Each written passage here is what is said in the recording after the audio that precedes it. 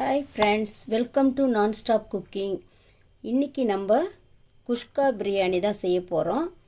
இது நம்ம இதில் வெஜிடபிள்லாம் எதுவும் போட தேவையில்லை. வேறு மீல் மேக்கரு அது மாதிரி நம்ம எதுவுமே போடலை. வெறும் ப்ளைன் பிரியாணி தான். இது நல்ல ஒரு அருமையான டேஸ்ட்டில் இருக்கும். இதுக்கு சைட் டிஷ்ஷாக நம்ம ஆனியன் ரைத்தா வச்சுக்கலாம். வாங்க இது எப்படி செய்யலான்னுட்டு பார்க்கலாம்.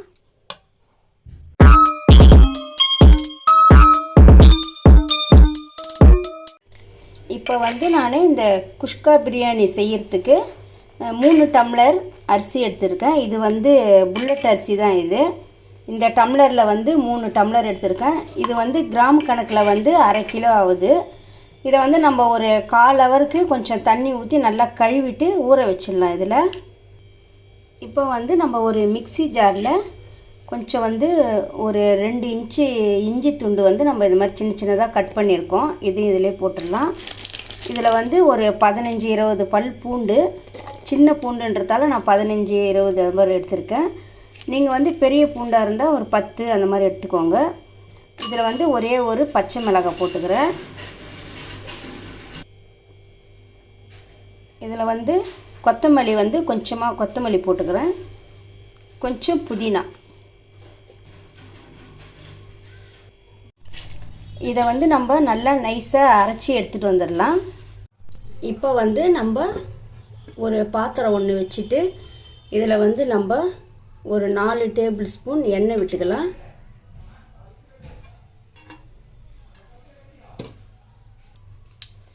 இதிலே நம்ம ஒரு 2 டீஸ்பூன் நெய் போட்டுக்கலாம். அப்போ தான் நல்லா இது வாசனையாக இருக்கும். இப்போ ஒரு 3 துண்டு பட்டை, ஒரு 5 லவங்கம், ஒரு 2 ஏலக்காய். இது நல்லா பொரியட்டும். இதிலே பெரிய சைஸ் வெங்காயம் 2 நல்லா நீட்டாக அரிஞ்சிக்கணும். இதை இப்போ இந்த வெங்காயம் நல்லா வதங்கணும்.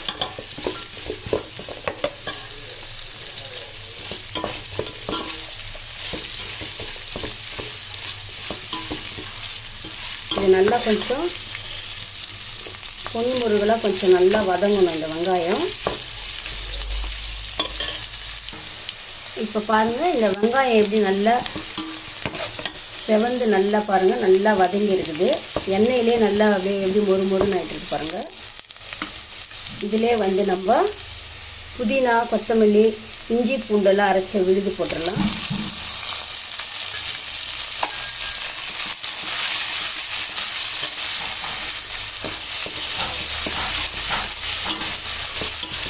இதிலே நல்லா வதக்கணும். இந்த பச்சை வாசனை போகிற அளவுக்கு நல்லா வதக்கிக்கலாம்.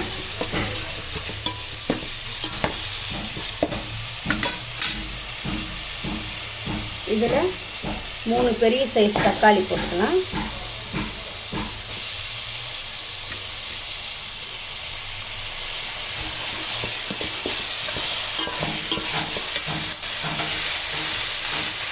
இது வதங்கிறதுக்கு கொஞ்சம் சால்ட்டு போட்டுடலாம்.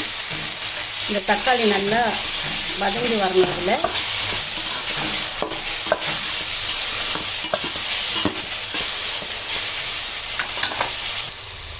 இப்போ நம்ம இதில் தனி மிளகாய் தூள் நம்ம நல்லா ஒரு 3/4 டீஸ்பூன் போட்டுக்கலாம். இதிலே கரம் மசாலா அரை டீஸ்பூன் போட்டுக்கலாம். ஒரு 3 டீஸ்பூன் தயிர் விட்டுக்கலாம்.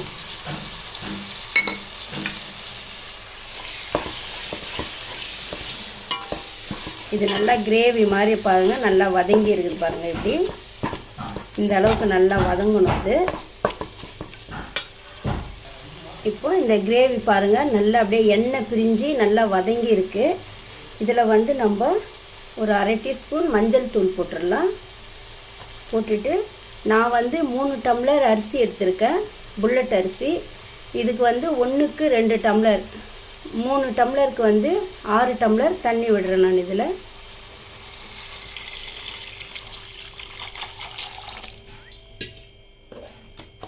இதுக்கு தேவையான அளவு நம்ம சால்ட்டு போட்டுக்கலாம்.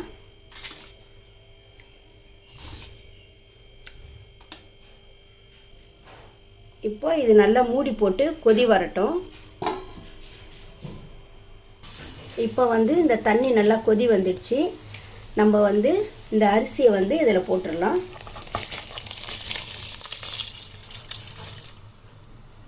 அவ்வளோதான். இப்போ இதை நல்லா கிளறி கொடுத்துட்டு இந்த டைமில் நம்ம உப்பு எல்லாம் சரியாக இருக்கான்னு பார்த்துட்டு இதை வந்து நம்ம மூடி போட்டு மூடி வச்சிடலாம்.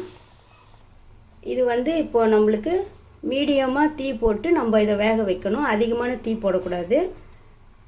அப்படியே இது வேகட்டும். வந்து நம்மளுக்கு தண்ணி நல்லா கொஞ்சம் 3/4 பாகம் சுண்டிடுச்சு. இதை வந்து நம்ம வந்து தீ ரொம்ப குறைச்சி வச்சிடலாம். இப்போது மீடியம் இதில் வச்சுருந்தோம். இப்போ தீ ரொம்ப சிம்மில் வச்சிடணும். இப்போது பாருங்கள், இது மேலேயே கொஞ்சம் நல்லா கொத்தமல்லி தூவிடலாம். புதினா கொஞ்சம் மேலே தூவிட்டு இதை அப்படியே நல்லா மறுபடியும் இதை நல்லா அப்படியே மூடி போட்டு நல்லா சிம்மில் வச்சு ஒரு 5 நிமிஷம் அப்படியே இன்னும் வேக வைக்கணும். இப்போ ஒரு 5 நிமிஷம் நம்ம தீ குறைவாக வச்சு மூடி வச்சுருந்தோம். இப்போ நம்ம அதை திறந்து பார்க்கலாம். வாவ், சூப்பராக நல்லா வெந்திருக்கு பாருங்கள். நல்லா எப்படி உதிரி உதிரியாக வந்திருக்கு சாதம். இப்போ இந்த குஷ்கா பிரியாணி ரெடி ஆயிடுச்சு. இதிலே நம்ம வந்து இப்போ இதில் நம்ம நல்லா 2 டீஸ்பூன் நெய் விட்டுடலாம். இதில் ஏற்கனவே நம்ம தாளிக்கும் போதும் விட்டுருக்கோம் நெய். இதில் நல்லா வாசனையாக இருக்கும் நெய் விட்டோம்னா. இப்போ இதை நல்லா கிளறி கொடுத்துக்கலாம். அவ்வளோதான், இந்த குஷ்கா பிரியாணி ரெடி ஆயிடுச்சு. இதை வந்து நீங்களும் இதே போல் செஞ்சு பாருங்கள். செஞ்சு பார்த்துட்டு இது எப்படி இருக்குன்ட்டு சொல்லுங்கள்.